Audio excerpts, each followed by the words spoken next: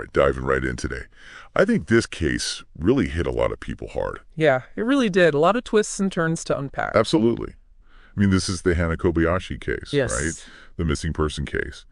But then she was found safe, thankfully. Yeah, thankfully she was found. Still a lot of unanswered questions, though. Oh, yeah. I mean, initially, it seemed like a straightforward missing persons case, but then as more details emerged, it became clear that there was a lot more to it. Yeah, a lot going on beneath the surface there. Absolutely. A real deep dive is definitely needed here. Let's get into it.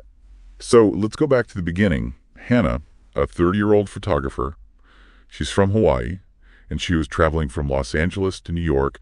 I think it was in early November. Early November, yeah, that's right. And then she missed her connecting flight. Mm-hmm. And things just went quiet. Radio silence. Right.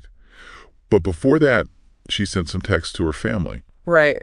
And they were pretty alarming. Yeah, understandably, the family was really worried. Oh, absolutely. Like anyone would be. Yeah. And tragically, this is where things take a really dark turn. Her father, Ryan, he flew to Los Angeles to try to find her. Right. And during the search, he took his own life. Yeah. A terrible tragedy on top of an already difficult situation. It really is. It just adds this whole other layer to it. It highlights the emotional toll these kinds of cases have on everyone involved, really. Yeah, absolutely. It's unimaginable. Yeah. Then we fast forward a bit, and there's video footage that emerges of Hannah. Right. And she's entering Mexico on November 12th. With her luggage. With her luggage. Yeah, so she's 125 miles southeast of Los Angeles. That's a long way. What's the significance of that location? And I mean, why there? Well, it suggests she definitely intended to cross the border. It's not just a random place she ended up. It seems planned. And having her luggage with her reinforces that idea. Like it wasn't some spur-of-the-moment thing. So it's looking less like an abduction or an accident and more like a deliberate choice. Oh. Almost as if she was trying to, disappear completely, get off the grid. Exactly. Wipe away her digital footprint. And then, this is where things get even more intriguing, the police make an announcement. And they say they believe her disappearance was voluntary, that she wanted to disconnect from modern life. That's a big statement coming from law enforcement, isn't it? Oh, for sure. It's a pretty bold thing to say so publicly. I mean, I understand why they might do that, wanting to reassure everyone that there wasn't some kind of danger to the public. Right.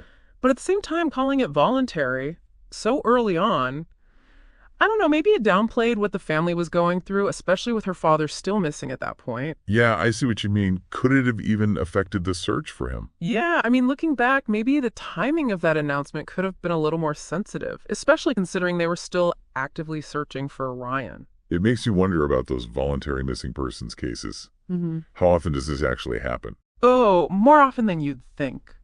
There are all sorts of reasons people might choose to just vanish. Maybe they're trying to escape a bad situation or they want to start fresh. Some folks are even struggling with mental health issues. It's complex with legal and social implications for sure. Yeah, I mean, someone might have the right to just leave, but it can completely devastate their family and friends if they do. Like in this case, for sure, really makes you think about the boundaries of personal freedom, doesn't it? Like, where does that right to choose clash with your responsibility to the people who care about you? It's a tough one, that's for sure. Yeah. I mean, Hannah's story seems like it could be about that feeling of always being connected, that pressure to have the perfect life online. And maybe some people just can't handle that anymore. Yeah, they reach a breaking point and need a drastic escape, a total disconnection. Then, in the midst of all this, not knowing where she was or why she left, the family releases a statement. Yeah. Saying that Hannah has been found safe. Such a relief to hear that, right? A huge relief. Absolutely. And they asked for privacy, understandably. Yeah, who could blame them after all they've been through? It's great that she's safe, but I think we're all left with so many questions. Yeah, what led her to make such a huge decision? What happened during those weeks she was gone, and how is she going to come back to, normal life after all this? Big questions. It's all up to Hannah to decide what she wants to share, but her case definitely gives us a lot to think about. The way we live in this digital age, the impact it has on us, the lengths people will go to when they need to escape it all, and, the importance of mental health. This deep dive has really been eye-opening. Makes you think, for sure. Absolutely. Well, that's all the time we have for today. Until next time. Stay tuned, folks. And remember, if you or someone you know is struggling, please reach out for help. There are resources available. You don't have to go through this alone. Thanks for listening. Thanks, everyone.